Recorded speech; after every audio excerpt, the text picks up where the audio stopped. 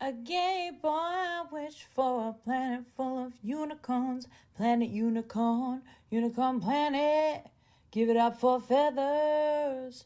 Ooh, Cadillac and Tom Cruise. Oh, planet unicorn, hey.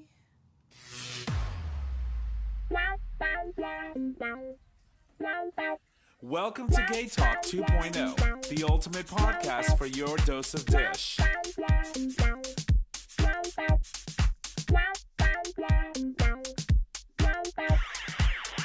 Good evening and salutations and welcome back, ladies and gents, to another episode of GayTalk 2.0, an LGBT podcast streaming live on Digital Stream Radio, where you can access that live stream every Monday at 6 p.m.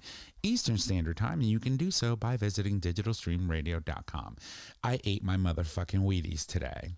Anyway, my name is Tom. I'm your host, and as always, I'm sitting in the room with my amazing friends, starting with the crazy first one on my right. Hey y'all, Nick or Trish. And the other crazy one on my left. J Bear, how you doing? And AKA your boyfriend's boyfriend. Oh, yeah. You my boyfriend? That's your boyfriend's boyfriend. I'm going to have a conversation with my boyfriend. Yeah, you're the one that I come over and like stab your tires because you're fucking my boyfriend. Slash that shit. Key his car. Do all that good stuff that, what was her name? Carrie Underwood said in that song.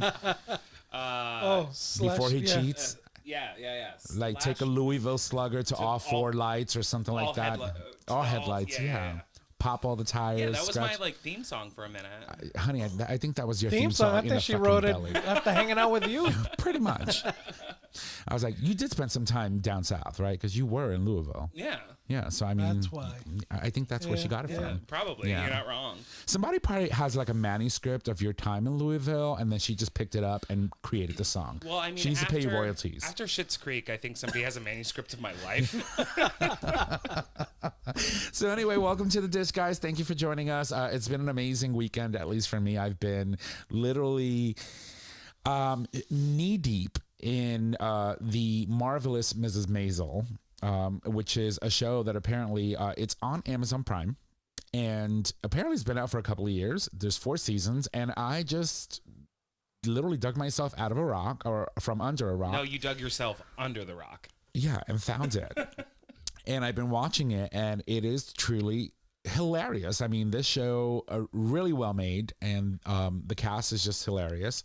Sue from Glee is in it. She plays a character who, oh my God, I hate that bitch.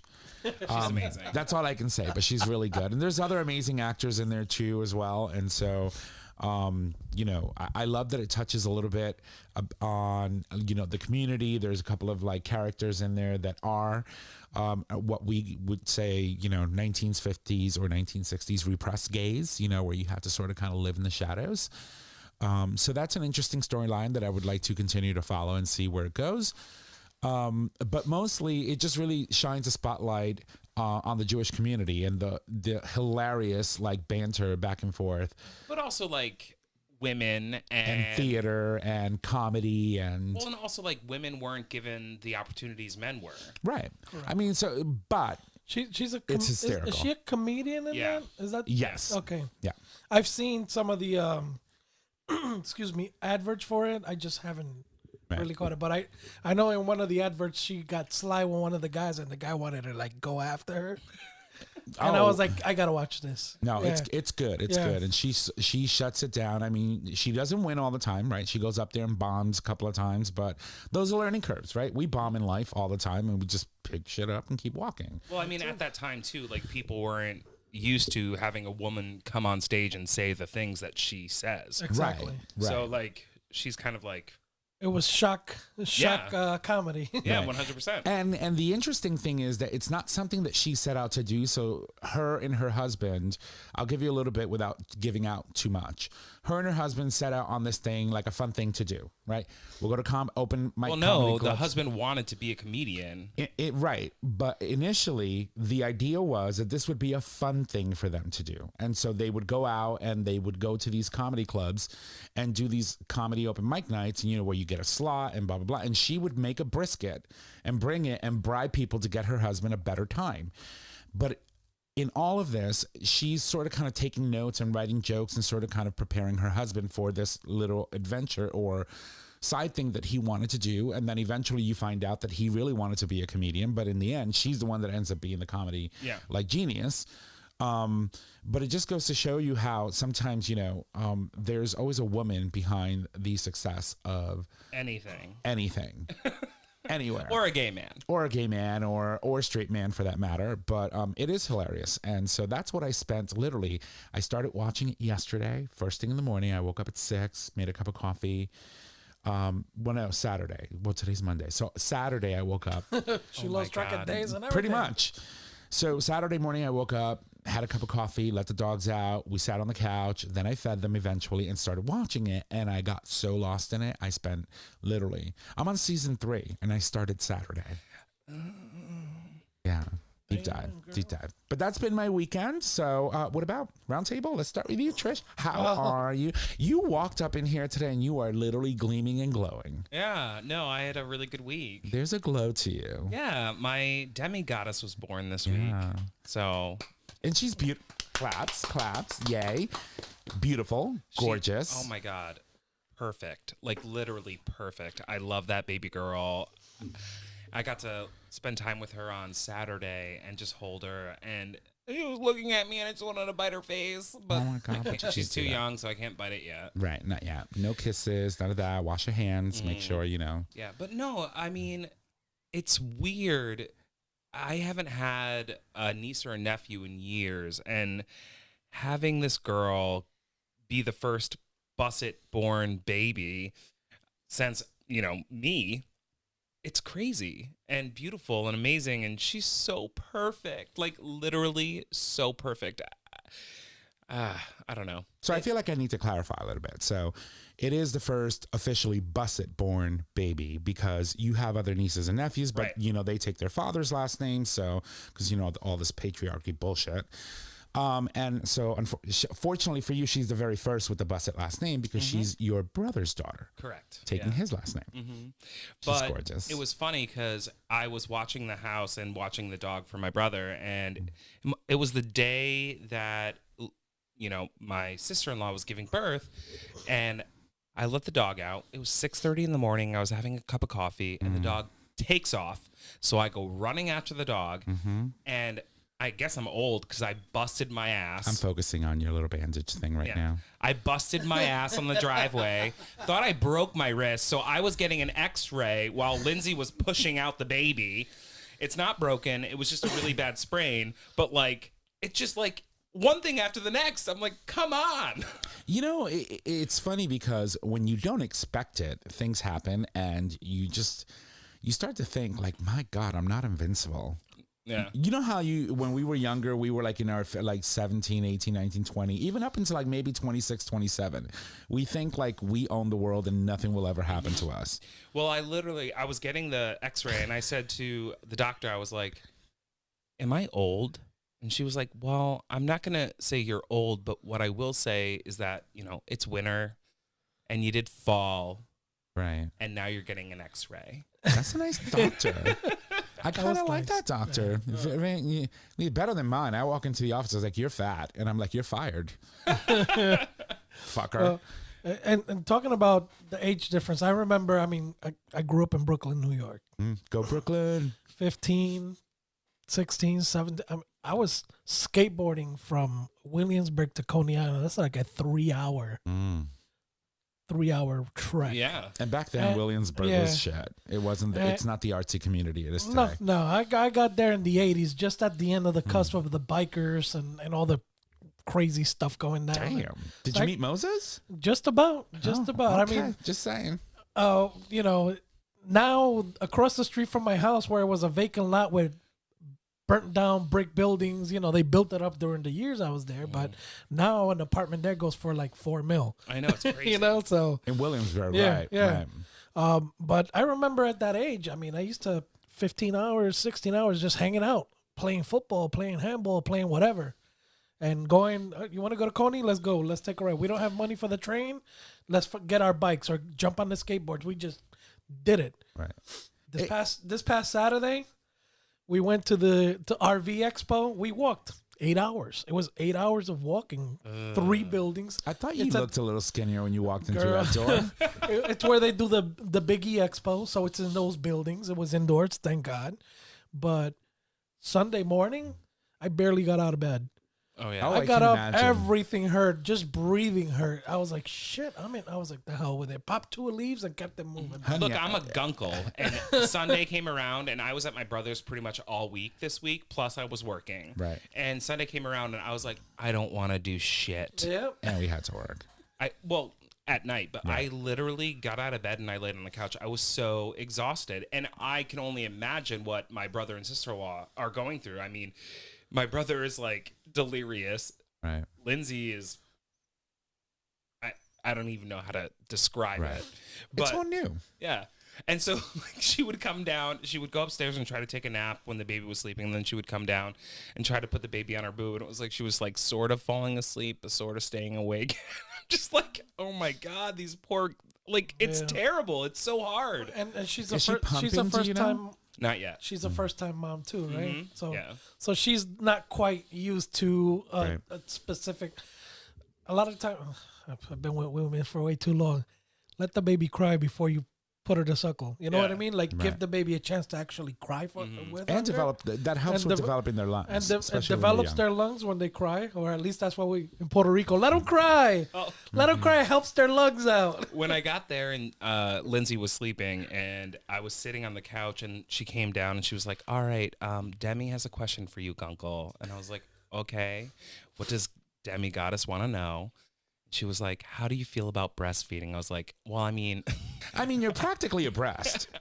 I was like, I mean, I think that it's important.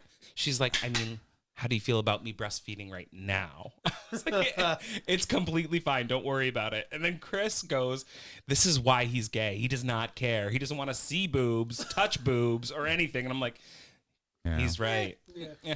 Yeah, it's pretty intense. And you know that so you know that over the years you start seeing all these new trends and new things coming up. And one of the up and coming trends, at least in the past, I would say 5-10 years, is that now they have these bags that men can actually put over their chest. Oh, I know. Yeah. And fill it with formula and feed the baby as if they were breastfeeding. It's- Chris will probably do it. I mean, it's complete. I mean, he would probably look so adorable doing it too. But it's completely revolutionizing the way that parents are expected to, once you make that decision, whether you're doing formula or breastfeeding, it could be very, very crazy when you're trying to breastfeed, and we still live in a society that looks upon or looks down upon women who do that in public. Well, also what's difficult now is the doctors are telling the women to not pump out the milk for a while so that your body can get used to how much the baby actually needs. So it's only producing what you need or what the baby needs. Right. So Chris can't feed the baby in the middle of the night. Lindsay has to continually get up, Right. because she's not pumping for him to actually have a bottle to feed the baby. So this is when he treats her like a queen. Oh, 100%. And lets her lay in bed, and you bring her grapes and grab some huge, fucking massive leaves, and you literally That's what he was doing when I was up there. It was blow like, her. all right, Chris, Rub her feet. Make her comfortable. Daddy, Demi needs a diaper change. Daddy, Mama wants the rest of her sandwich. Like it was adorable. Right. And it'll take some adjustment, but I will tell you this, you just have to think about it this way. We just came out of a 2-year-long, crazy in and out, in a lockdown, out of lockdown, mask up, max down, boost this, boost that. And it was a very, very crazy 2 years. In the middle of all of that, your brother made some very significant changes in his life. Then he ended up getting married. And then now you had a baby, all in less than 2 years. So this is going to be a huge adjustment for them. But they're capable and they're going to be able to do it. Yeah, no, they're great. I'm excited, and I can't wait to go back up there this weekend. I think it's wonderful. So back to RVs, mister. So Yes. so you went on this little excursion up to the big exposition, or the area in which they do the biggie every year. And so you were looking at RVs. Yes. You walked for 8 hours. Absolutely. Your feet were swollen. Oh, You girl. put them up. You got home on Sunday and someone said, "What's for dinner?" You just propped your feet on the table and said, "Corn on the cob." Yep. Right? No. I mean, that was pretty No, much it. Sunday morning was tough to get out of bed. Wow. Definitely. But It is what it is, but a lot of new stuff. And just like everything else, the prices have either doubled or tripled on some of the. Well, items. it's not happening to penises, but yeah. anyway, continue. Yeah, we. That's not doubling in size. Well, nor is the load. No, absolutely not. But And they're not on back order. not on back order. Except for me. They're just backed up. That's the difference. Right, they're locked down. Yeah, They're unavailable. unavailable. Huh. But yeah, there was a lot of nice options. So I'm looking at possibly getting into another RV. Definitely, Wow. Yeah. it's fun. It Yeah. gets you out of the house. Even staycations. You don't know, have to sleep on the floor. Every day, more and more, I've had this idea in my mind for quite a few years now. I've been employed now for the same company for over 15 years. And I think that, at the rate that I'm going, I'll probably end up retiring from here. But I've had this idea of buying myself a very nice, spacious, beautiful SUV when I retire, sell my house, RV, sorry. Buy me an RV when I retire by selling my home and then just being in a different state every month. I can do a tour of the southern states. Not that I would want to. Anything under the Mason-Dixon line is questionable, but yeah, just go south for the winter and then come to the northern states and just sort of kind of just live free. On the road. Go balls deep. You're going to have to get a big one, though, because your mom is definitely going to be in the RV with you. Honey, by the time I retire, I don't think my mom will be around. Oh, I don't want to think about that. I don't. It's sad to say that, because, mom is 66, 67 now. And so I still have about 25, 30 years before I can retire. Comfortably, at least with what I want to do. And unfortunately, I don't own a lot of Especially property. with like all my needs, Right, and your hot tub and all this other shit that you want me to like incorporate into the RV, and so A hot tub in the RV, damn. Oh, she wants it on the roof too, and Yeah. not only that. So, do you ever watch Priscilla, Queen of the Desert? Yes. She wants that fucking shoe so she can sit up there with this little fliffy thing flying in the background. Did you ever? Yeah, I don't think that's a lot to ask. Oh god. And she Okay. wants it rhinestone with fucking Swarovski crystals. So, Okay, first of all, I got Okay. called old last night. Okay, somebody was drinking a lot of water, and I looked at him at one point, and I was like, "What are you, a camel?" So, what is that from? He's got 3 hips. What's that from? I don't remember. Is it? Oh wait. Does it have to do with Bette Midler? Yeah. Beaches? Yes. Yes. Okay. Thank you. Okay. So I said that, and I was like, "All right, do you get the reference?" And they were like, No. No. And I was like, Fucking millennials. "Are you fucking Oh kidding wait, me?" I am one. I was like, No, I'm a "Beaches." millennial. And then he was like, I'm not that old. And I looked at him and I was like, "I will fucking cut you, motherfucker." Like, don't say that to your bartender. It's like Bette Midler and Barbara Hershey was like gold. It wasn't Malik. It's still gold. Malik, what's her name? She played Bette Midler when she was a little girl. Yeah. In the movie. Oh my god. She's a neuroscientist. Did you know that? But have you guys been? I caught the first episode of what's the name of that show? Zendaya she's like the leading. Oh, you're talking about Euphoria. No. People are Shit. talking about season 4, episode 4. I don't know. I haven't watched that. I watched episode 1, season 1, episode 1. Trigger fucking warning. If you're an addict, if you've had bad sexual experiences with people, first off the fucking rip, first episode, I was like, fuck. So my wife was like, we should watch it together. And I was like, that shit's got a lot of fucking triggers that may or may not, some people just seeing certain things triggers them. There are parents like- out there that are literally like striking against, I believe Netflix is the one that produces that show or puts it out. HBO Max. HBO Max. Thank you. But they're literally protesting against the show because it's so show? graphic. You in know a what? way. Honestly, that's bullshit though. Well, But it is. Here's I'm what sorry, it is. like- I mean, it's based on high school life. Yes, all the actors are of age, but just, I guess, people watching it and thinking that this is what your kids are doing.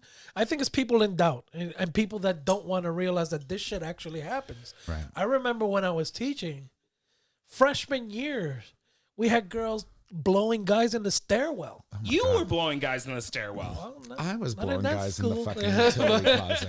But you know what I'm saying? It's like parents just walk around with their fucking eyes covered. They're Not my kid. Yeah. Are you fucking serious? Your daughter's fucking 13, 14 coming into high school blowing guys. Right. And this show is that and then some. It's like, it's graphic. I guess what I get annoyed about is the fact that these parents are up in arms about a show that they can choose to watch and or let their kids watch, right? That's the thing. That's so the thing. This is a subscription-based programming, Yes. right? HBO Max. You have to pay $15-20 a month to be able to watch the content on there. You don't want to watch it, don't fucking watch it. But at the same time, it's like, Go get Disney Plus. Well, at what point are we going to say, like, you know, freedom of speech is no longer freedom of speech? Right. Like, at what point are we going to say, no, you can't put that out. You can't say that. You can't do that. When the reality is, like, we were born in this country, and this country was born from a place of being able to express yourself and being able to say what you want to say and literally portray in media, in movies, in TV, what you think what you think is important, Right. a message that might or may not be important, whatever it is. Like, I'm glad you have an opinion, Right. but this show, Right. Dude, Well, I will tell you though. I mean, it's a great example, and I'm sorry to cut you off, Tom, but I remember, me in high school, it wasn't that crazy, but it was close. it was close. So, and again, depending on where you grow up and the setting you're in, parents think that just because they're sending their kids to a private school sometimes, they're better off than in public schools. Public schools does have their issues where there's sometimes a lot of fights and so on and so forth, but there's a big difference. Right. I didn't experience drug use until I started hanging out kids in private schools. Right.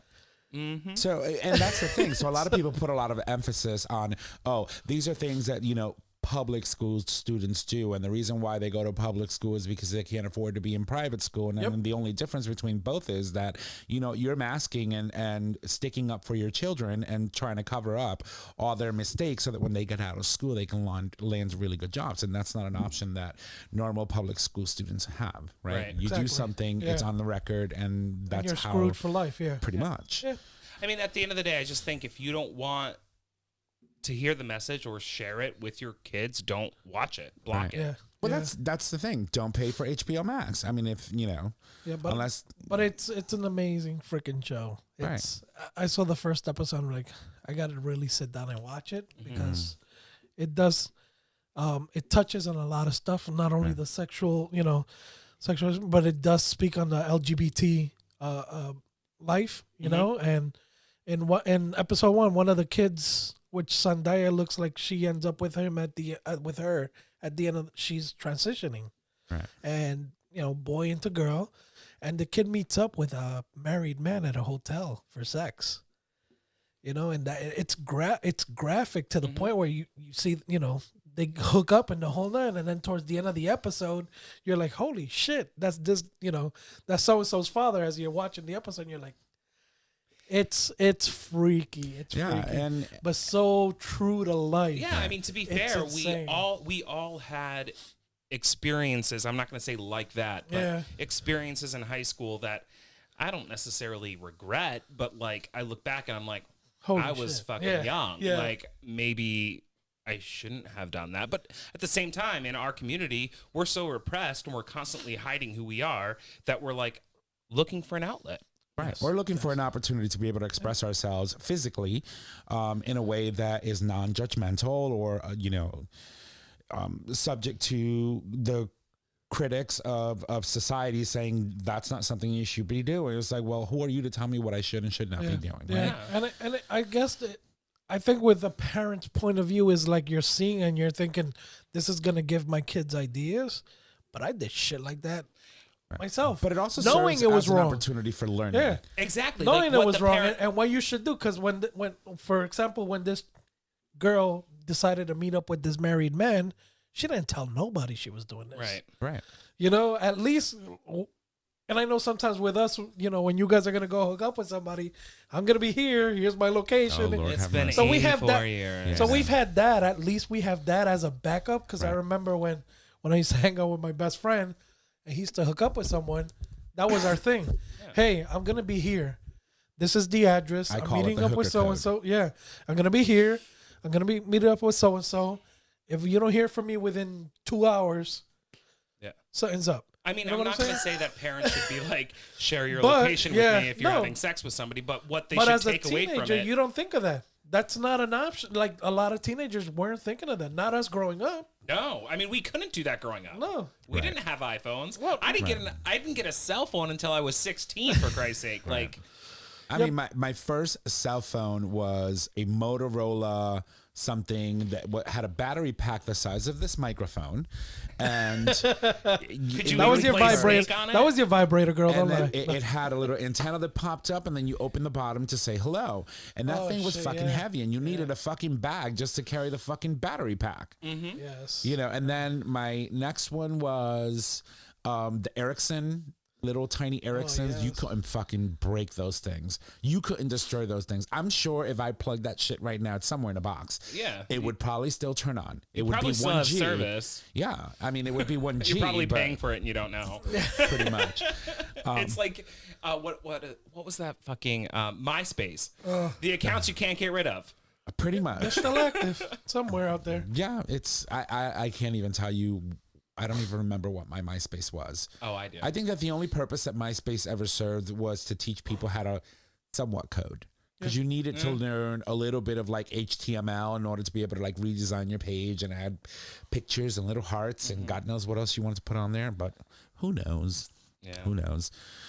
You know, all I can say is this, that the shit that happens in that show, while some people may think it's exaggerated, it happens.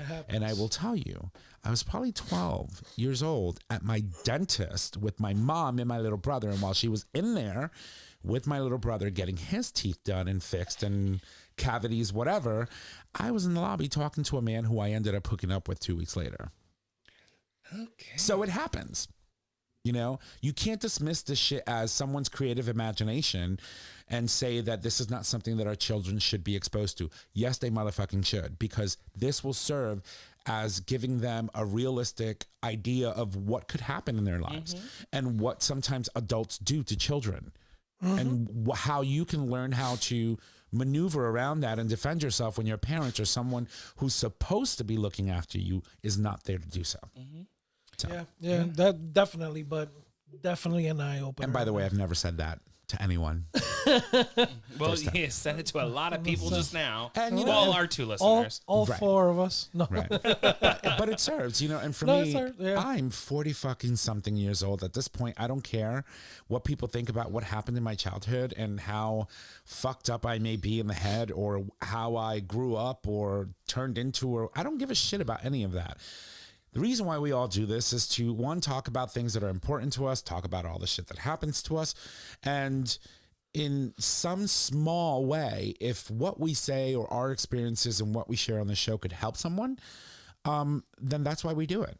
Absolutely. I would also say one more thing too. Like when it comes to the gay community, like I'm trying to think like, so parents always assume something happened to their son or their daughter, right? Who touched you? Who touched you? Yeah. What happened to you? Yeah. And I will tell you that just like you, I had my own experiences. I mean, I got fucking bungee corded to a goddamn tree at one point in my That sounds youth. hot. It was so hot, and I didn't. I enjoyed Bungee it. cord, like they tied you with a bungee cord to a tree? Yeah. Oh, okay. I didn't Hanging know if that down. was I mean- some sort of sexual. No, never again. It happened one time. But Yeah. the thing is, it's like, if you know, your parents are like, oh, well, that's why this is happening to you, and that's why you feel this way. I'm like, honey, I'm now 34. I felt that way then. I feel that way now. I wanted that. And I would probably still let somebody bungee cord If me only to I a had tree. a tushy back then. Oh my God, life. Yeah, I'd have been like, give me 1 second, and Yeah, then we can if- go to the if only- tree. If only we had a tushy, a nice little small bulb, and some future method. Yeah. Let's go, baby. I'm ready. I'm pH balanced. Let's go. No, I mean, I've told you about the mango trees, right? Yeah. Oh my God. Best experiences of my life happened in Puerto Rico. That mango tree now. They're super thick trunks, so you can't even see around that fucker. Well, you know, It's like running around the fucking equator. It takes you a while. I think it's important to say, like, you know, those experiences don't, you know, as a parent, if your child has experiences like that, it doesn't make them gay. But what you can do as a parent is have healthy conversations with your children and say, you know, if you are sexually active or if you are interested in this, there are safe ways to go about it. And there are safe spaces to enjoy that in. You know what I mean? So that you're not bungee corded to a tree. Which, by the way, she just admitted she wanted. So, well, I mean, I wasn't thinking about it when it happened, but then it happened and it was fine and I enjoyed myself. But the fact is, like, I didn't have a conversation with my parents, so I literally was meeting this guy and we were in a place in the woods and we hooked up, right? So, like, if I didn't have to do that, I wouldn't have been bungee corded to a tree. I could have been bungee corded to a bed or something, like, or cuffed. You never know. But that's the whole idea for me is us growing up. We really didn't have the option of sending that message, right? right. Hey, but on the other hand, I know with me, I hung out with a couple of people that I knew close, and if I was gonna do something or I was gonna go meet up with someone. Hey, I'm meeting so-and-so here. But there were very few people, and not everybody did that. I recall on several occasions, I would show up after the fact and be like, yo, you ain't going to believe this shit. Right. Now I look back at it, and I'm like, I could have gotten fucking killed if they caught me. Like, or you could have gotten Ted Bundy. Yeah, I mean, you could have met someone that could have chopped you up into pieces and ate you and froze you or one whatever. of my best friends growing up, because he was a little Don Juan. He was all 5 feet and change, little short, built like a bodybuilder because he was short, stocky like that. This guy could pull girls just by smiling at him. One day I'm getting ready to go to school. I'm coming down out of my building now. He used to live on the first floor. I was on the 5th. As I'm coming out, I find him in the front steps of the building, and I'm like, "Yo, you good?" And he looks like he just saw a ghost. And I'm like, "Everything's good." And we're talking for a couple of minutes. He's like, "Nah, man. I hooked up with this girl I met last night. I spent the night at her house. Her father came home from work. She hid me in the closet, and that nigga put a shotgun through the door and blasted the door open because he knew there was somebody in the house. Almost got killed." Holy shit. We were 16 at the time. You see your life 16, flash. yeah. Yeah, so this kid... And let me tell you, those shotguns, them 16 gauge fucking shotguns with them things throw pellets all over the place. Yeah. I know because my father, blew my fucking uncle's knees off. Yeah, but... yeah. Oh, that happened. Yeah. Yeah. But what I'm saying is, that shit, I mean, the kid could have been killed, and nobody would know what the hell happened. Right. Because we didn't know where he was at. Right. It wasn't, communication wasn't as easy, even though we had beepers at the time. Why is this bitch call me collect again? Yeah. Yeah, you dial 911 and then followed by the number, and you knew that you had to call that Call number her right now. away. Yeah. Like, go to a payphone, put that fucking quarter in there, and call me right now. And then you would call. Like, who's he gonna call from a closet? Yeah. Right. You know what I'm saying? It's like that was scary. Who's dying? That was scary. Yeah. Who's dying? But here's what I never understood about the whole pager situation. So you owned a pager, and you had to go dial a number to page someone to page you back, and then you have to call go you back. to go. So it's not like you can take the pager and say page Pedro. You had to go to the payphone and page the person who had a pager. They had their own number, and then they get the pager. They get the beep from the phone number you're calling. Yeah, this is older than me. Yeah. Oh yeah, girl. And you had to pay like $15 a month for that shit. Yeah. So here's the trick. This is what a lot of people in my old neighborhood used to do. So my wife at the time I was her mistress. You still are. The boyfriend's boyfriend had a mistress. Boyfriend, or was a mistress. Was the mistress. I was 15. She was 21 at the time when we met. Oh. So robbing that cradle. I ain't complaining. But you weren't then. anywho, she used to live at 66. across the street What from a me. number. And I was at 57. I was going to say, please don't say 69. No, and I was I at would've lost it. 57. So whenever she would call me, the only way I knew it was her, she would the code she would use was 6657. Her address, my address. Okay. And I knew it was her and vice versa. So if anyone paged me and that code wasn't included, I didn't know who it was, Right. but I knew if it was her. So a lot of people kind of picked up to that. So Why don't we have a GayTalk pager? I don't even think pages. They're probably they at still the exist. Smithsonian. They still exist. You Oh gotta my actually order them. Yeah, I've seen a lot couple of people. hospitals have them. Yeah. You see hospitals with beepers and stuff. Yeah, Yeah. but it was and then they updated them where you could send messages, and then they just moved up to cell phones and texting and all that good stuff. Right. But you know, the cool thing about having a pager was if you were stuck somewhere, you could always, Yeah. even if it's a payphone, you could page somebody Yeah. and they could call you at the payphone. Right. My favorite of all time, my favorite phone. Aside By the from way, the we iPhones. just aged ourselves. I know. That's- Yeah. there We carbon dated ourselves. Yeah. Can I get Nasty. a carbon copy? Nasty. Right. Carbon- Oh my God. Speaking of that, but anyway, my favorite phone ever that I had was a Motorola Razr. I loved my Razr. That fucker folded in half, and it was a little flip phone. yeah, I remember It was those. beautiful in silver. They came in different colors, but I loved the silver one. That was my favorite phone ever. Camera sucked. It was like a 1.5 megapixel camera. You took a picture, and it was so pixelated. It looked like Picasso like shat on a piece of paper. It was bad. It was bad. But anyway, where were we going with this? You just said something, and No, I think we should just we're take a hot break. mess. Take Yeah. a break. Because We've been rambling for a while. Gone down a path that we need to turn back from, so we might as well just take a break. All right. Well, I think your suggestion is duly noted, and I think you're right. We should take a break. So we're gonna take a break. We'll I'm be out right of liquor. back. We definitely need a break. We need a break. So we'll be right back. And welcome back. Hope you didn't miss us too much, but we are back from our little break, and we're moving on to the second half of the show. I think we have one really significant story that I wanted to talk about today.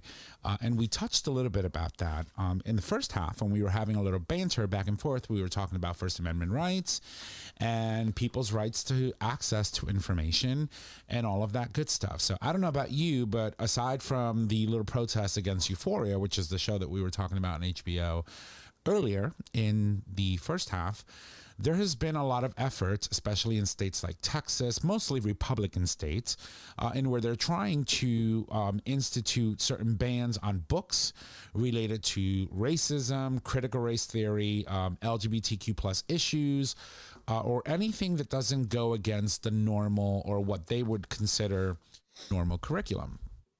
And it's interesting to me because, again, these things are happening in states which are typically Republican run, where you would either have a Republican governor, some sort of iteration of these laws is happening in states like Virginia, for example, who just elected a Republican governor. And it really just goes to show you how, conservatives and their religious bullshit are trying to drive the narrative, and where these books that talk about, LGBTQ plus experiences or experiences of people, of Black and brown people, don't have a space in public schools. And so, there's been a lot of pushback, obviously, because we believe that it is our First Amendment right to be able to, one, not only have our right to an opinion, and to be able to express those freely, but also have access to information that expresses opinions in which not everyone's going to agree. And so, in this particular story, we have two students who actually who sued their school district because of banning LGBTQ plus books look at me, I'm touching my computer screen as if it's going to go up. Yeah, see? Ever since I got the iPad, I've been doing the same thing, so I get it. It fucking sucks. So anyway, the American Civil Liberties Union, or the ACLU, as it is known, of Missouri, filed a lawsuit on Tuesday for parents of two Wentzville school district students to prevent the removal of books about LGBTQ plus people of color, and other marginalized groups. It comes after the school district removed 8 books from students' schools' libraries.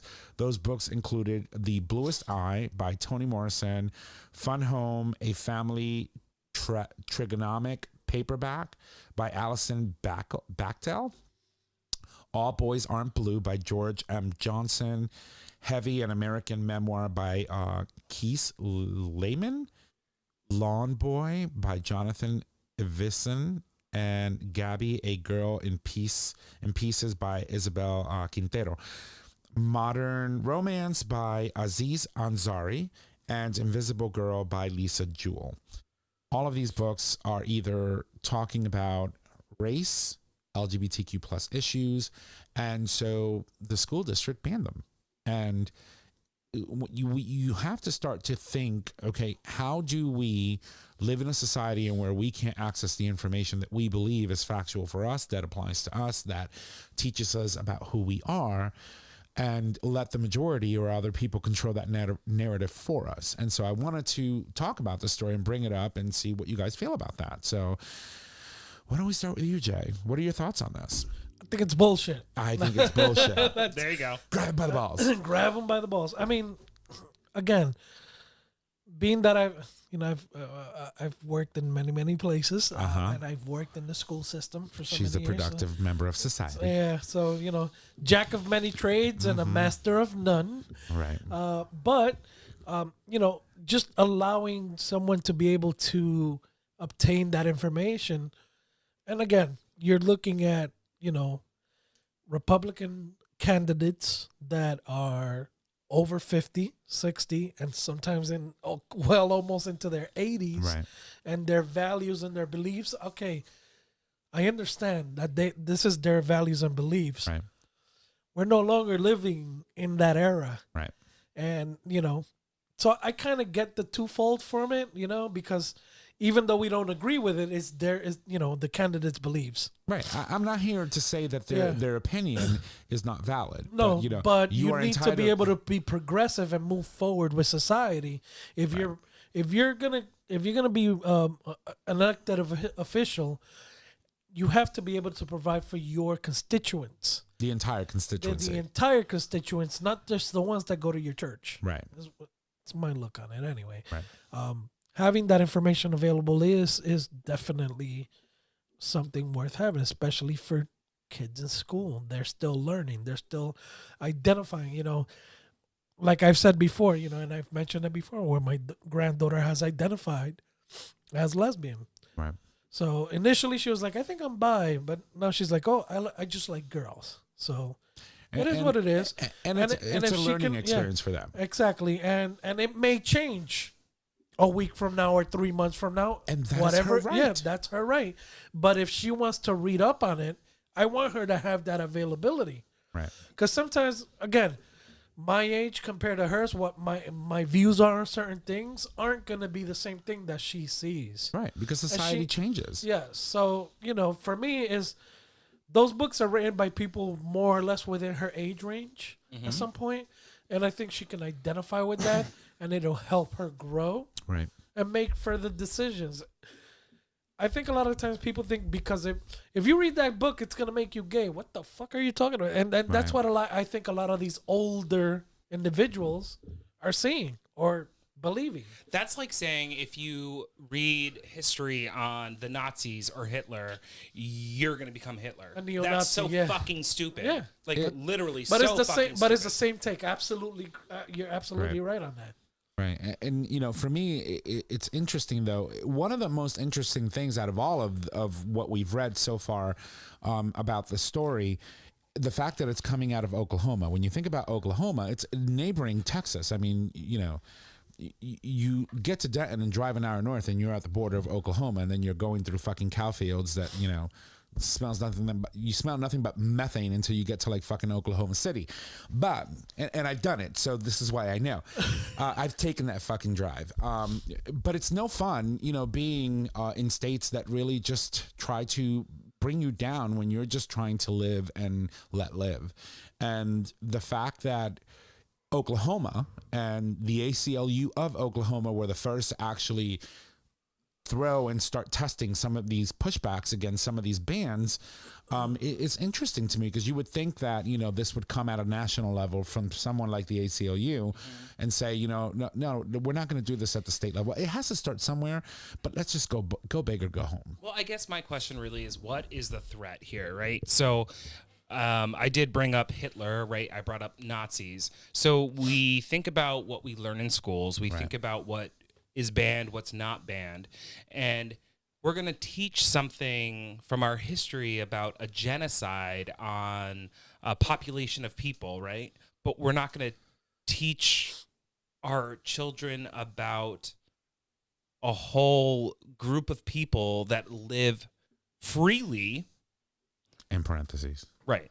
Freely in most of our states, right? Right. So what are we actually saying? It's okay to talk about a genocide, but it's not okay to talk about the fact that there is a group of people that like the same sex? Right. Queer stories, gay rights, you know, black and brown people, their rights to exist and to, you know, live freely and be able to pursue, you know, happiness and success and all of that, and own a home and be afforded all the civil rights that every other white person in this nation has. Right. But let's look at the history of this country too. You know, a lot of times, even learning about Hitler and all this shit, when I was going to school at a younger age, all the genocide, all that shit was left out. It was very whitewashed. You know what I mean? Right. It was very, you know, color coded and very sweet, and I shouldn't say sweet, that's a bad word, but it was never taught to us the way that when I went to college, I was like, holy fuck. It was very fluffy. Yeah, it was they fluffy fluffed it up. and, They made it nice. It was a bad thing. All I knew, it was a bad thing. I mean, it was It's so a bad fluffed. thing that happened, yeah. It was so fluffed that, I mean, those that were trying or attempting to water down what it was that we really should have been teaching would have been great fluffers on porn films. Porn films, absolutely. Like, seriously. Absolutely. So, and I think it's the same thing with this. Unfortunately, it's kind of, you're pushing to progress and be better. They just don't want to teach it. They think it's too hardcore, you know? Yeah. And then if you're not whitewashing it, Right. and making it very, you know, very straight and narrow and leave out all the important shit because that's what they're asking for, it's not worth them reading. All right. And they don't want their kids reading it. That's the way I see it. I hear that, but I'm going to pivot a little bit here, because I think now we have social media. Yes. We have all of these kids that are constantly on the internet. I mean, I had fucking dial-up at 16, right? Like, Oh my God. took forever You've to get. got mail. Yeah, exactly.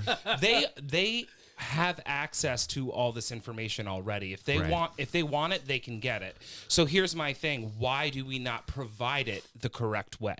Right. Why do we not provide students and the children that are growing up with the information that's actually factually correct, so that they don't have to go find it on some weird site or find some semblance of the information that they're looking for? Wrong fucking information, Right. which is majority what pops up. Right. And at the same time, we talk about it all the time. You know, growing up, we want to see representation of who we are in our history books. We want to see representation of who we are in any of the teachings that we, you know, go to school for, so that we feel more comfortable with who we are in general. So why do we ban pieces of our history, pieces that could be fictional or non-fictional, doesn't matter, but representative of who we are? It's not helpful. Not to mention that a lot of these books are resources that are available in public schools. They're part of the public education system, which is very concerning to me as to why they're letting parents drive the narrative of what they don't want their children to learn.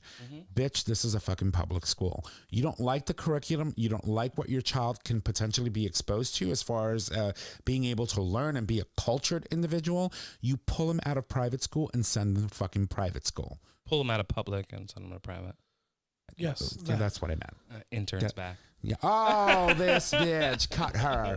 No, but that's exactly what I meant. Pull them out of public school and send them to fucking private school, because or Catholic school, which is going to damage them even more. But good luck. Yeah, seriously. So the whole thing is this: you can't take materials that are available to the public in a public school and say you don't agree with that, so they shouldn't be taught this. And school districts and those boards of people that are, let's say, the Board of Education, should start being very, very restrictive as far as what they allow parents to request and be able to have access to do. Because in the end, those curriculums go through a very rigorous overview of, is this acceptable or is this isn't? And in the end, when they allow things to actually come into public libraries or public schools, they've already been reviewed. And so it takes out the element of having opinions decide whether or not something is worthy of being in a public space. Yeah. Right. And, can you imagine being an artist and you have to sort of kind of go on the public opinion before you can put your art in gallery and even get a chance of having people who might want to see your pieces? Well, I mean, that's kind of how it is, but yes. Have an opportunity to review it Not in if public you do space. it in Bridgeport. In Bridgeport, anything goes. Yeah. I mean, I can go to the train station and just head on under one of those underpasses and get butthole fucked really good. Oh my God. There's no avocado or mango trees down there, but I'm sure you can find a corner. Oh, honey, there's plenty of stone. But I mean, I think that this is like let's go back to the start. a great article, because the reality is, like, correct me if I'm wrong, but I'm feeling a slight regression right now. And I don't know if it's because that we have a Democratic president or whatnot. It's definitely pushback. Right. I mean, we talked about this a couple weeks ago, Florida with the Don't Say Gay bill. Right. Yeah. Now there are 15 other states right now that are proposing a similar bill. Now this bill is not just about not saying gay or having any LGBTQ plus representation within the curriculum or within the school. And that includes like supportive groups like Gay Alliance or an LGBTQ group that's just like, in a public school meeting to better their conditions in school. This also extends to include the fact that if a child has been reported or came out as gay, trans, or whatever, that child has 6 weeks to come out to their family before the school is forced to tell them. That's horrible because basically you're basically So you're outing kids someone to their family. 100%. That is what this bill would do. and it's dangerous. Now this is in Florida. This is in Florida, and now 15 Fuck you, other Florida, states, before I including forget. Tennessee, Kansas, Indiana, Oklahoma, all of these The Republican states? have proposed bills that could potentially. That's ridiculous. I mean, yes, they are kids to a point, but they're entitled to their fucking privacy. 100%. That doesn't violate HIPAA. That bill wouldn't violate HIPAA in a Well, being sense. gay I mean, is not a medical condition, well, right? not So yeah, probably. The only reason I could see and feel as though a school counselor would go to a parent about someone's sexual identity or their situation, right, is if they felt the child was in danger. Yeah. Right. Other than that, there should be no fucking discussion. Period. By Point blank. embracing something like this, you're putting all of these children in danger, whether it be at home, personally, or on social media with bullying or whatnot. This type of legislation would literally They're forcing kids back. skyrocket suicide. They're forcing kids into the fucking closet. That's what they're doing. 100%. They're forcing kids into Don't the say closet. gay. Don't say gay because otherwise I got to tell your mom Hide and yourself. dad. It's like don't ask, don't tell all Yeah, over again. that's and we bullshit. repealed that That's shit, bullshit. Quite a while ago. And so it's basically like don't Yeah. ask, don't tell for like Yeah. fucking kids in school. Yeah. And to me it's sad because, Repressive. It's ridiculous. It's fucking insane. You're talking about, and again, we're speaking about kids that are in their teens, whose hormones are all over the fucking place. Their emotions are unstable. I had I was a hot mess when I was a teen. My granddaughter's 12. I forgot what the fuck I told her like 2 weeks ago. I was kind of joking with her, but she was in one of her moods. She went downstairs crying to her mom. Oh, grandpa's up.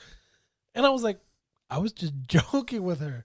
Right. So just to imagine you're in a household that appreciates you, loves you, and we're, you know how we are at home, we're judgment free.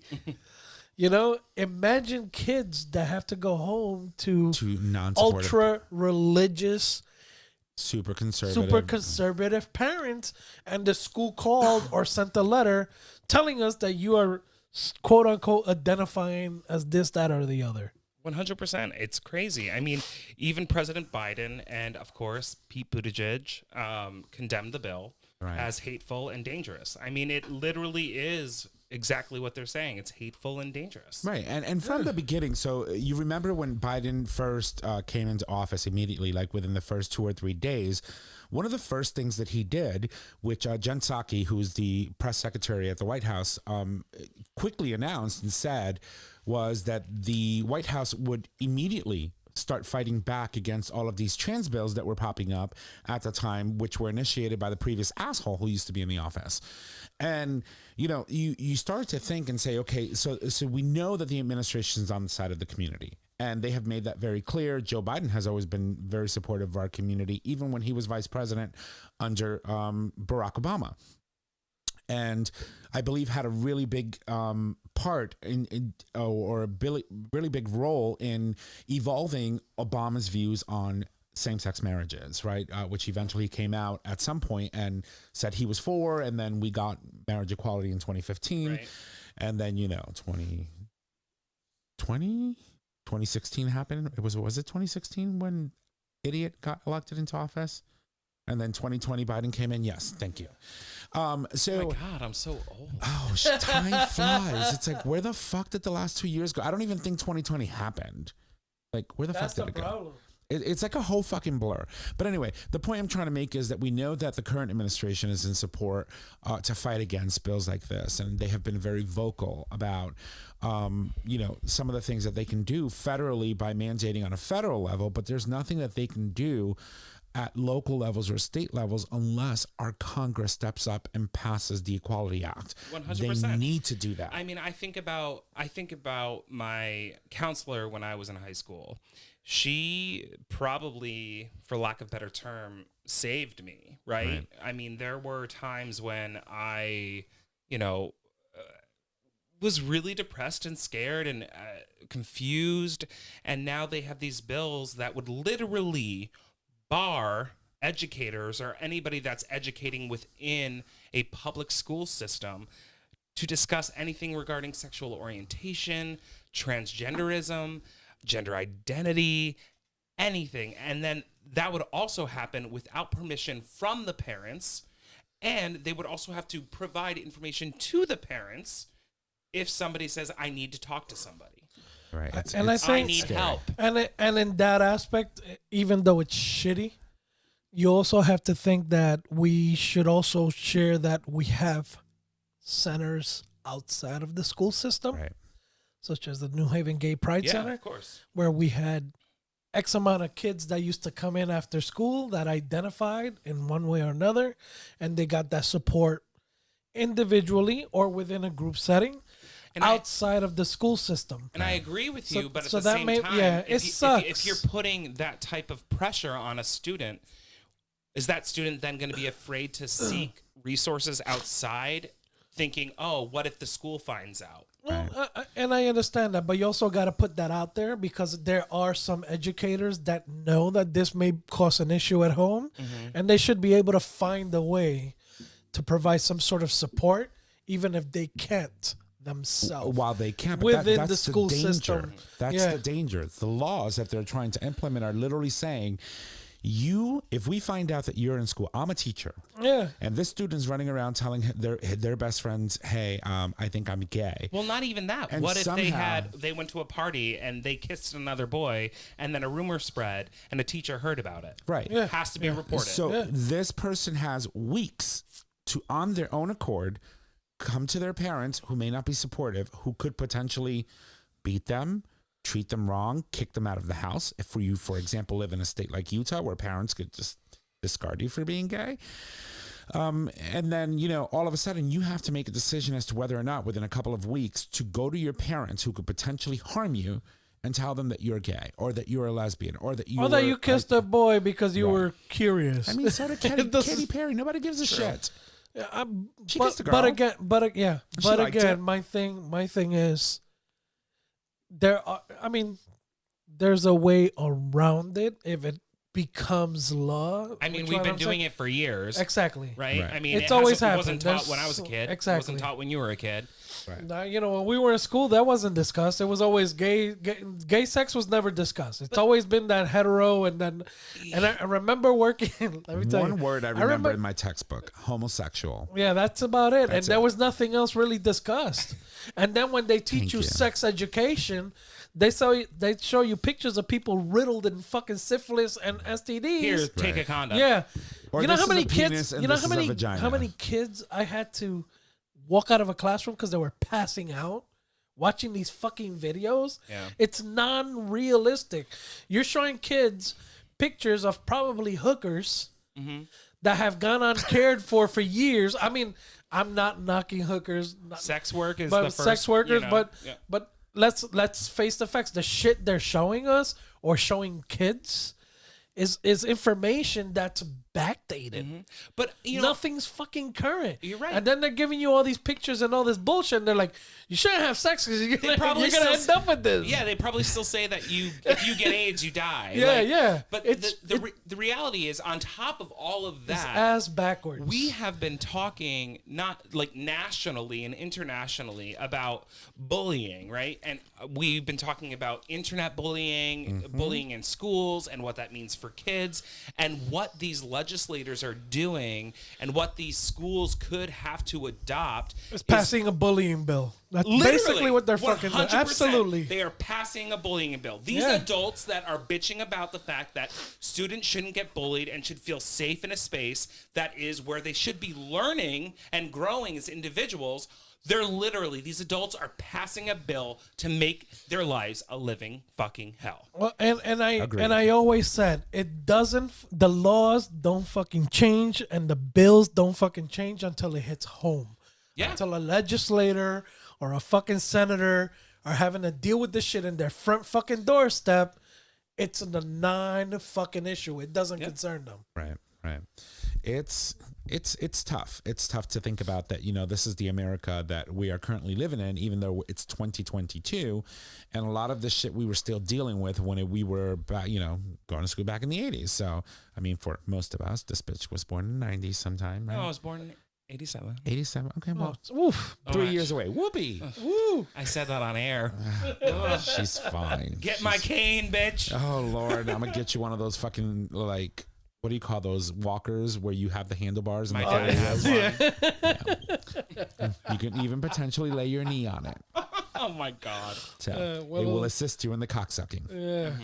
So all that said, I think, you know, the point of, you know, not making sure that we fight bills like this and, you know, make sure that our history is taught. It's not just about bullying or this or that, but it's about normalizing for everyone, including gay parents, like normalizing what it means to be a part of the LGBTQ plus community, and also promote all of the amazing things that the community does and has done to get where we are. right.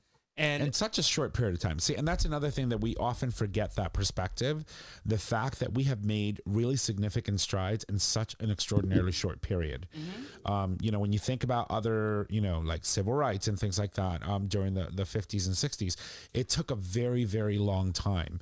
And since 1969, once we had these Stonewall riots, that served as the precipice for sending us in a direction that just one win after another, we started significantly making changes in where our community was looked at and allowed to be, in a way, freer than they had ever been. And, you know, when you think about it, 1969 to 2015, that's a very short historically speaking, a very short period of time for us to gain marriage equality and have all of the rights that we currently have in place that are being attacked to be retracted and pushed back. And so, you know, stay the course, do the good work, get out there, be the activist that you need to be, fight against, you know, injustice, because, you know, change comes, and sometimes we hit a bump, go back, but we still move forward, right?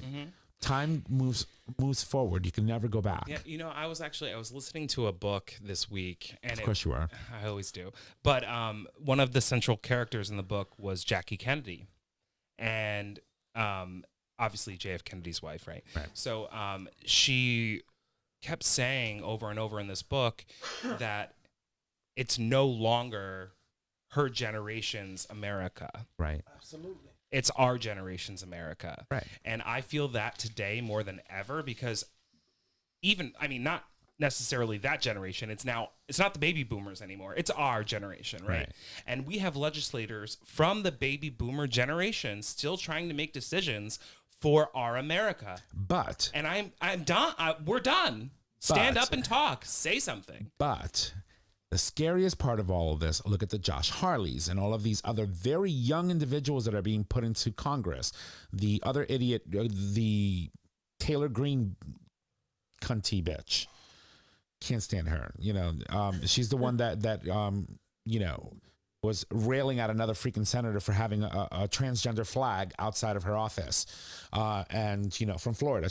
Trust me, I mean, those people from Florida who are representing Florida are just fucking idiots. Well, here's my thing. It's like, I feel like everybody has a right to their opinion. Right. Everybody has a right to have a conversation, not necessarily attack, but have the conversation. But that said, it is our time to stand up and say something. And I think that there is more energy behind, you know, equal rights and you know, equality and all of that than there is this, well, at least outside of the legislation, right? Legislative system, there are people that are ready and willing to stand up. I mean, we look at the Women's March, we look at, you know, the whole Trump presidency in general, and like people coming out and saying stuff and doing things about it. All I'm saying is that I think that this is a moment where we can actually do something about something. Right. Like, this is our America. Let's do it. And you're seeing it. But I think the point I was trying to make is that some of these newcomers, some of these like our generation senators and congressmen and women that are currently in the Senate and in the House scare the fuck out of me. Their rhetoric is fucking toxic. And when you think about those that, like, for example, on January 6th, it's crazy that it's been over a year now, a year and a month or so, that you had some of these very young congressmen and women egging on and supporting what was happening outside, with the potential takeover and the coup that they attempted to take over our country. It's scary. It's scary. We also have to keep in. I had my stint in actually in high school. It's a long story. I won't drag it out. 84 years ago. Yeah, 84. We get it. When I was in high school, I was involved in politics for a while. Where are you now? Yeah. I was, yeah. So I attended a high school with Were you the class queen? No. Because, I mean, we wouldn't say more like president. More like a class clown at the time. Me too. That's not where you We got you, baby. At the time, I was class clown, and I dated our high school secretary. I was a class clown, but my fucking I've makeup never was all over dated. the place. I never dated my age, or not really date. You know what I mean? But what I'm saying is, a lot of the times we're looking at politics, and a lot of these people that are coming into office now as senators and so on and so forth, it's a career thing for them. Right. Because I remember in high school getting involved into politics, and everybody that I was involved with was like, "Oh, you're excellent at this. You're great. You should continue it as a career." You know, so a lot of people get edged on to move into politics at a very young age. But public politics doesn't pay. No, what pays is the connections that you make and all the opportunities that happen outside of. Well, Senator, what's her name now? Nydia Velasquez. When I started in high school, she was just a alderman in my district. Right. she's moved up over the years. Had I followed through, I would have been one of her lackeys, quote unquote. Well, you can't do politics now. Half the shit that we talked on the show disqualifies you clearly. Girl, absolutely. Just sexual history alone, they'll be like, no. Because they dig deep. Absolutely. But just to say that a lot of these people that are in office now or have come into office that are within our age have been doing this for years. Yeah. Right. And they're just following what they know and what they've learned. Right. And same thing with them. They're moving up and they're mentoring people to come up behind them. Right. So it's, it's that mentorship program. Oh, you can't do this. That shit's disgusting, So, Yeah. But also, it's important to say, like, even if you didn't vote for your whoever is representing you or your county or your state, whatever, it doesn't matter. They are representing you, so you can still say, hey, I don't believe in this.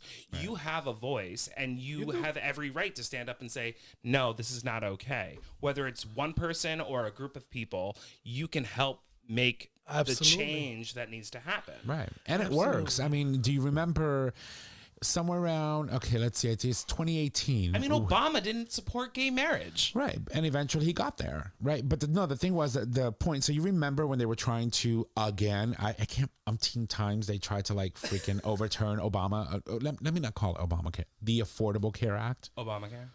No, don't do that. I hate when they call it Obamacare because I feel like, it's like it's his fault and it's his thing. And it's like, no, he just happens to be the president that signed the law into existence. That's a good example into now. Have you been to the gas stations and you see the Bernie Sanders stickers on the gas pumps? Oh my God. I did that. Have you not seen them? No. Yeah.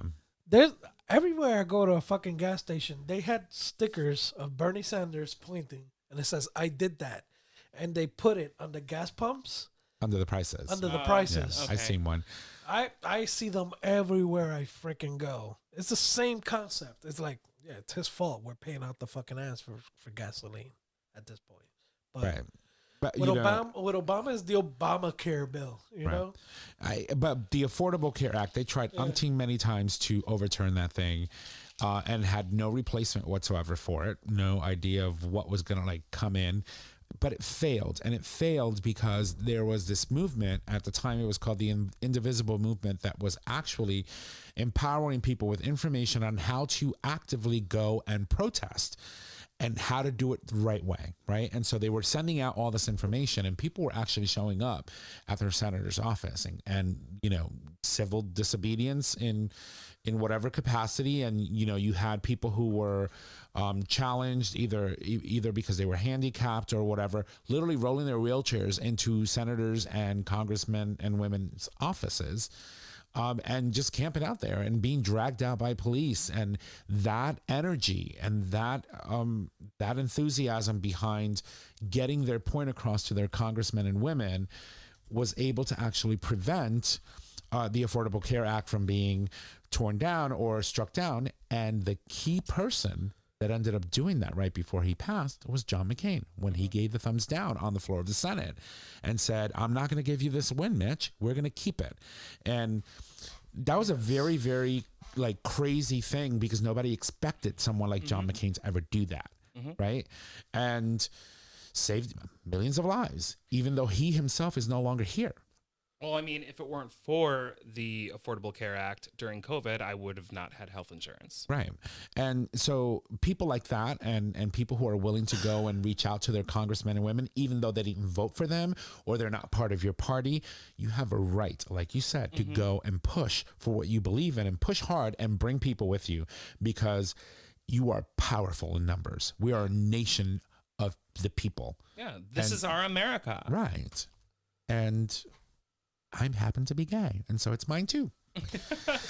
I'm a big old cocksucker. Yes, I know. Oh God, we know. This has been a very amazing conversation. Yeah. We had a lot of good breakdowns of the one story that we went with tonight, and a very good banter on the first half, including inflation and babies and penises and all that stuff, and RVs, and RVs and places that you could have sex in. So, RVs? Could be a No. shit. RVs, right? RVs. So I want to thank you all for joining us on today's episode. It's been absolutely incredible. But before we wrap it up, I'm also going to toss it off over to the team here so that we can go over the usual as we close the show out. So Trish, are you ready for Mama Kim's Minute? Do I have to give you love? Thank you. All right, everybody, here's Mama Kim's Minute. Number 1, child who talks about her moms sets off alarm in new ad opposing Florida bill. And yes, we are talking about the Don't Say Gay bill.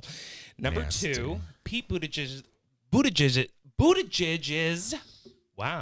love letter to Chasten won Valentine's Day. Number 3, gay dads adopt 6 siblings, celebrate 3 years as one big happy family. That's awesome and beautiful. Well, let me tell you, I know gay dads that live here in the state that have adopted 5 out of 9 siblings. I mean, I think I want a kid, but like 6? Yeah, no. They weren't planning on, they wanted 1, maybe 2, and it just... They're not like puppies, though. I'm No, sorry. no, but honey. you know what? They No. were able to, and... Don't do it. But yeah, it's She must amazing. not. It's amazing. So, Definitely kudos to them. I can't see shit today. all right, Mr. Sister, or So- your boyfriend's boyfriend. Your boyfriend's Give boyfriend here? Okay. Give us our next segment. So our day in gay history. Good try. Try it again. Well, on this day in gay history. Proud of you, See, I bro. told you I left my glasses, girl. Do you want mine here? Let me see if these work, because I'm blind as a fucking Oh, I don't look like Clark Kent Oh anymore. shit, these work. Okay. Oh, look at that. Woohoo.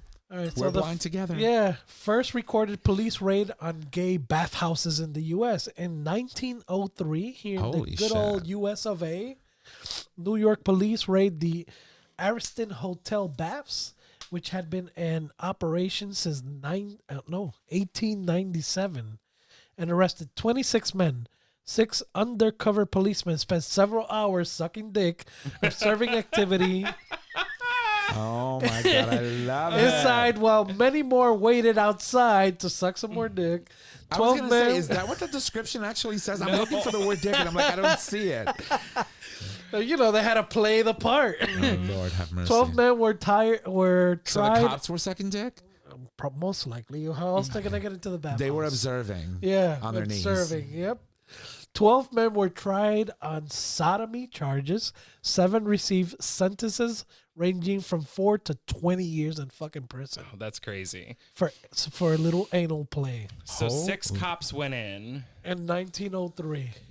and 3 to 4 of those cops were probably tried as well. Most likely. That's fucking crazy. That's a lot. Now that I read it, that's a lot. That's a heavy fucking sentence just for a little game. Oh, well. Yo, I just seen a tweet that might be a game changer for a lot of low income families with an opportunity that Please can share. change their lives. So Occupy Democrats has now published breaking news that in a historic first, Yale University announced today that its elite law school will now be tuition free for all its low income students so that they don't have to take a massive student debt over or even pass on the opportunity after being accepted. That's huge. That's Yeah, awesome. they probably just got a massive donation. I don't care what it is, but can you imagine now? Like, I live here in West They Haven. got a massive donation last year. I have. I the got a inside massive scoop at Yale. donation. Well, About my no, I mean, donation? the Yale School of Drama got a huge donation, and it made the School of Drama free for everybody. Right. Yes. But this is the Yale School of Law, and so this is huge for people that live in this area who are low income. Who Not could just this area, everywhere. Right, but who could potentially now go to an Ivy League school because that name carries weight, right? Yeah. You went to Yale, you are better chances of getting the job over the next schmuck that went to a community college. It's just a fact. Look, I of went to life. a state school. I'm doing fine. Right. I know. I'm just saying, but Springfield. am I wrong? Springfield No, College. you're not wrong. No, So. no, absolutely. Yeah. No, I mean, having you gotta having Yale in your fucking resume. I know. Really. Yale's in my backyard, Yeah, pretty much. Yeah. Yale in your resume, even if you fucking studied liberal arts, Right. it's fucking Yale. Yeah, You know, no, it I know. carries weight. So absolutely, that's a big plus. That's awesome. I just saw the tweet come through. I know we were on on this day in gay history. We're still talking about penises and all that good stuff. And cops. Did they have knee pads in 1903? Probably. I just think don't they know. probably did. Because that would be one hell of a slippery slope on your knees in a bathhouse on a wet floor trying to like suck a penis. Towels. You're in a bathhouse. You use towels, not knee pads. I need something cushiony. Cushiony. Anyway, Oh my god. I need a fucking memory mattress in order to get down on my knees nowadays with these freaking things. A I'm sleepy. sorry, Trish. All right, well, ladies and gents, An adjustable bed. thank you so much for joining us on today's show. If you love our show, make sure that you go subscribe, rate, and review on your favorite podcasting service. By subscribing, you get the latest and greatest of our show delivered right to your favorite device or web browser as soon as our episodes are published.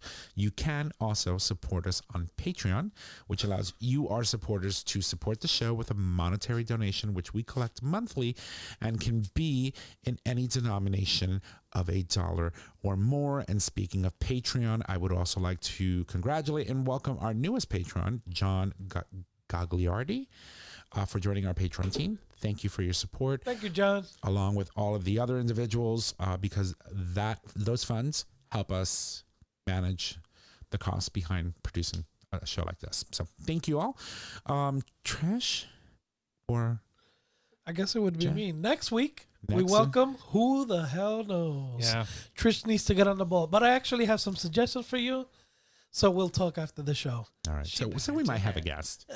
we may. Right. We're also working have on a some, couple of things. a couple of things that we had a low key conversation on regarding artists, local artists. So that Absolutely. might be something potentially that we're gonna start looking into. I have a couple of people that are, I have a friend that's in New York that does some awesome stuff that we need to probably get in touch with him and see. He does a lot of consulting, self-sexual satisfaction and healing, and he does a Is lot he of one classes. those, like, Yeah, of course you know him. No, he's somewhere along those lines, healing. but it's Does he have a beautiful penis? I don't know. I guess we'll find out while he's in studio. Yeah. You won't get to see that. Oh my god, give me some love. And Tony, who we both know, actually did something for Yale recently during Black History Month. Nice. Well, I would we like can to certainly try and get him on and maybe have him put him in the spot, have him talk a little bit. Let's put him in this chair. Yeah. I think Tony would be nice. I like him. He's been a friend of ours for many years, and he's very personable, really good, does really good stuff. He can sing his butt off as well. He's been to America's Got Talent. I think it was one of those. One of those two. Can't remember which one it was. Yeah, And he's that's easy okay. on the eyes. He's yummy. He's cute. He's a little bonbon. He's my BFF. I'm biased about his I don't know looks. who you're talking about. Well, I'll show You'll you a know once picture. we tell you. Okay. But anywho, Oh, Lord have mercy. Tom, over to you. No, over to oh wait, it's my turn. Okay, all right. Well, now here's Nick with a weekly reminder for all of you bottoms out there who want to keep your buttholes on point. Yes, we are talking about the future method, so I'm gonna give this bitch some love and go. Thank you. All right, everybody, get the future method today. Each time you clean out with water or enemas, delicate tissues are harmed and cells are damaged, increasing chances of injury and or STDs. This first of its kind doctor-developed formula gently cleanses before you play without hurting your bum. Visit futuremethod.com to purchase your life-changing bum cleanser today. All right. Plus, they have a lot of other options besides just the bum cleanser, right? They got a bum scrub. They got... Soothing the cream, pills, Soothing the cream, pills. probiotics. Uh-huh. They got it all. A lot of good options. There's a lot. Futuremethod.com. And as always, it is time to put a ring on it. And our show is available on our website, GayTalk2.0.com, under audio podcast. It is also available as a free download on Apple Podcasts, Google Podcasts, and Stitcher Radio. I still get a kick out of how he says Podcast. Podcast. All right, you can find That's us the on Rican in me.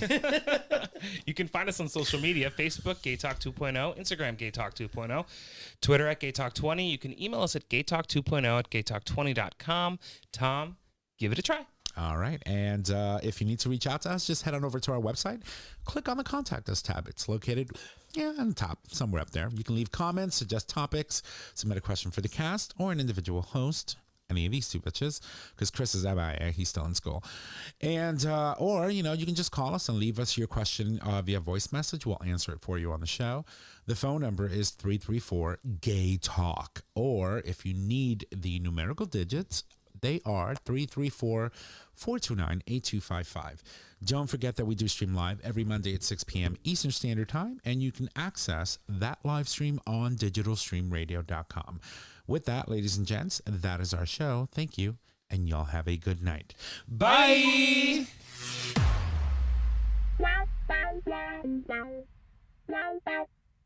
Thank you for listening to this episode of GayTalk 2.0. Tune in next time for more dish.